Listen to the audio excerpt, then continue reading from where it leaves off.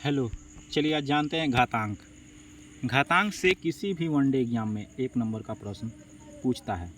एक नंबर का प्रश्न पूछता है, इसलिए आपको जानना ज़रूरी है और बेहद ही आसान है घातांक।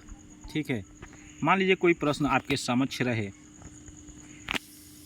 कि 5 पर 2 घात, 5 पर 2 घात को हम कैसे उनको अलग अलग लिखेंगे, यानी कि इसका मतलब क्या होता है। सबसे पहले जानते हैं 5 पे 2 घात का मतलब क्या होता है। ठीक है,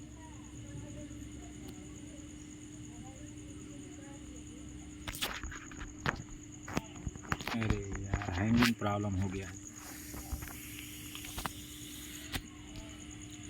सर्वप्रथम हम आपको बता दें दोस्तों, घातांक जो है इसमें 2 चीज़ पूछता है, बेस और घात, आधार और घात।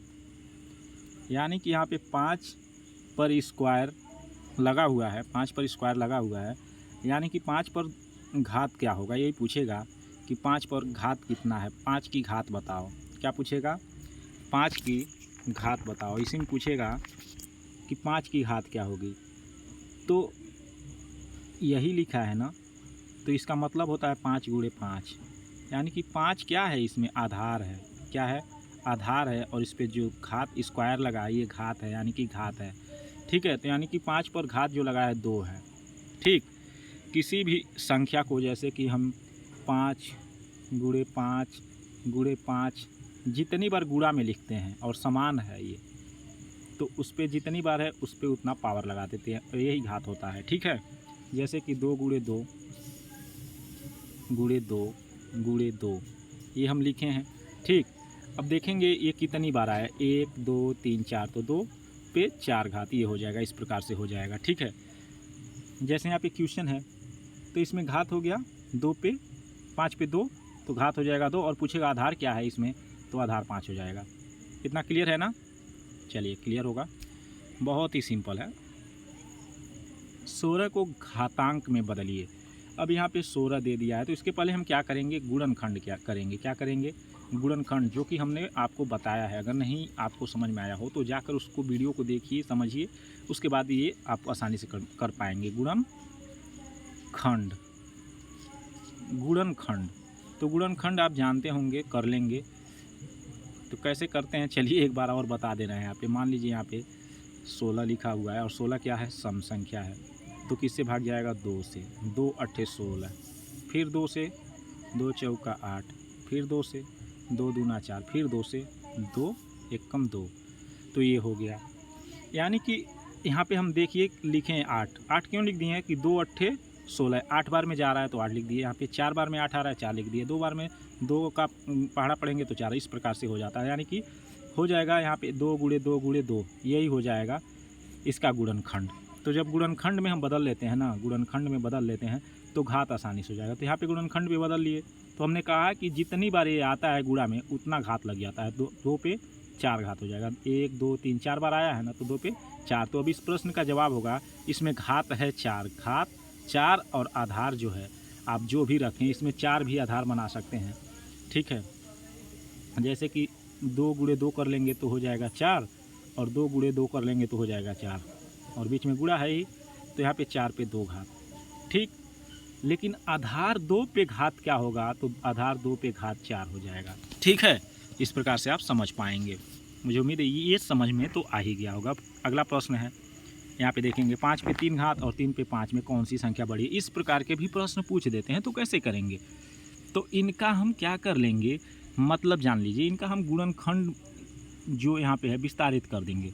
तो यानी कि 5 पे 3 घात मतलब 5 पे 5 में 3 बार गुणा, तो यहाँ पे कर लेंगे 5 गुणे 5 गुणे 5, तो इसका गुणा करेंगे तो 125 हो जाएगा। 5 गुणे 5 बराबर 25, 5 पचे 25, 25 125 हो जाएगा। और 3 पे 5, यानी कि 3 को 5 बार गुणा करेंगे, यानी कि 3 3 3 3 3, यानी 5 बार 3 3 का गुणा हो जाएगा। ठीक है, तो यहाँ पे करेंगे तो आ जाएगा आपका 3 गुणे 3 3 के 9 3 27, 27 3 81, और 81 3 ऐसे ही कुछ आता है, तो आएगा आंसर, गुणा कर लीजिएगा 243। अब इसमें थोड़ा भी जानकारी है, गिनती उनती जो भी है संख्याओं की, तो आप जान पाएंगे कौन बड़ी है। तो कौन बड़ी होगी, 3 पर 5 वाला ये जो बड़ा हो जाएगा, क्योंकि ये बड़ा है इसलिए ये बड़ा हो जाएगा। समझ में आ गया ना? ये दोनों में इस पे और इसमें कौन बड़ा है? तो ये वाला बड़ा है, क्योंकि इसका मान अधिक आ रहा है। ठीक, तो इस प्रकार के प्रश्न हो गए। फिर इस प्रकार के प्रश्न पूछते हैं। 7 गुणे 7 गुणे 7 यानी कि 4 बार 7 है का आधार 7, यानी कि इसका आधार 7 रहे पर घातीय संकेत क्या होगा? तो 4 बार 7 है तो 7 पे 4 घात, तो घातीय संकेत क्या हो जाएगा? 4 हो जाएगा। क्या हो जाएगा? 4 हो जाएगा। बहुत बढ़िया, आपको समझ में तो आ ही रहा होगा। चलिए आगे देखते हैं। इस प्रकार के भी प्रश्न पूछते हैं।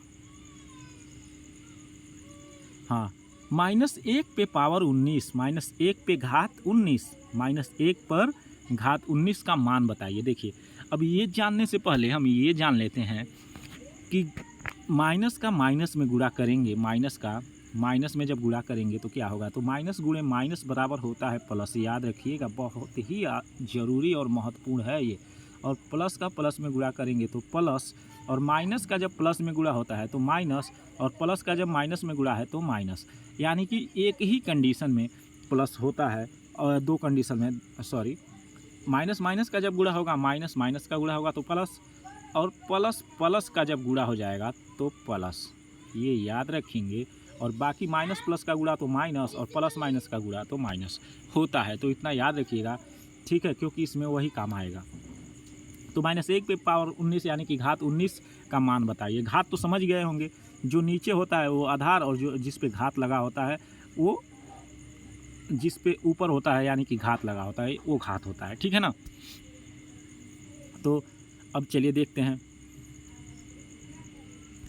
चूँकि यहाँ पे प्रश्न है -1 पर 19 घात का मान बताइए, तो जब माइनस माइनस 1 का देखिए 1 में 1 का कितना भी बार गुणा कर लें क्या आएगा?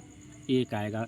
1 पे 100 लिखा है तो 1 का 1 में 100 बार 1 1 ऐसे ऐसे 100 बार गुणा होगा। तो कितनी बार भी गुणा कर लेंगे तो उसका मान क्या आएगा?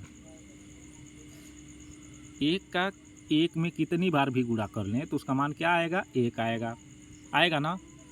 1 गुणे 1 गुणे 1 गुणे 1 गुणे 1 गुणे 1 गुणे, कितना ही बार, जितना बार मन करे 1 का 1 में गुणा कर लो, क्या आएगा? 1 आएगा। तो हम तो ये जान गए ना, 1 पे 19 घात यानी कि 1 का 1 में 19 बार गुणा। कितनी बार? 19 बार गुणा होगा। कितनी बार गुणा होगा?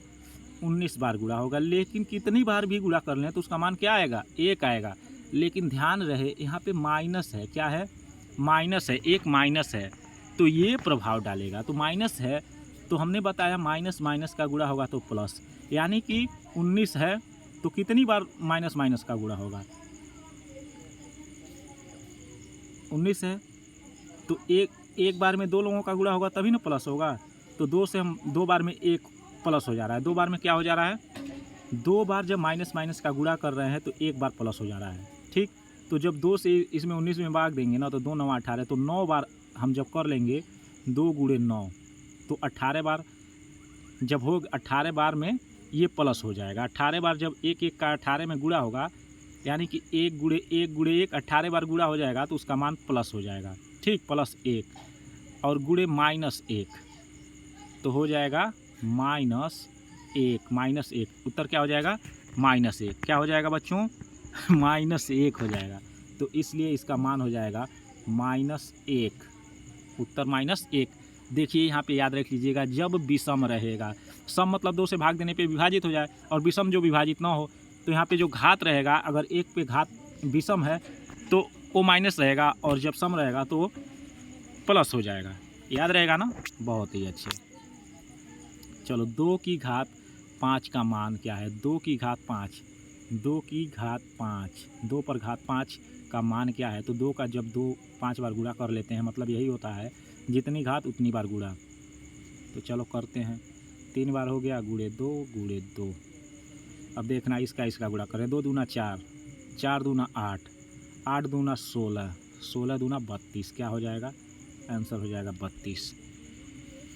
तो ये मुझे उम्मीद है ये घात और घातांक जो भी है आपको आसानी हो गई होगी समझने में।